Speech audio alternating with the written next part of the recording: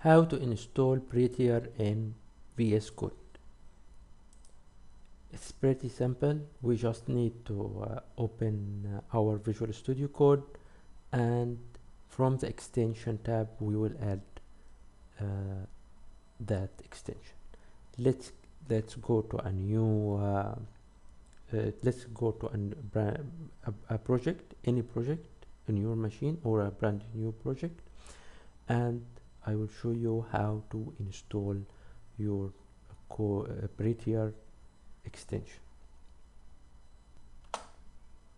Here is my app, and I will open its React TypeScript application created by Vid.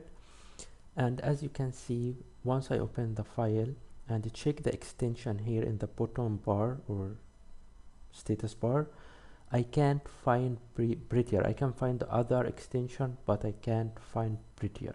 So to install Prettier, I will right click on the extensions, and then in the search box write Prettier code formatter, and you will find this result with million downloads, and you will find this verified tag, and you can find the documentation also of the extension here. So let's back and install it. After you install it, maybe after it is installed, maybe you need to reload or restart your Visual Studio Code. Let's go back to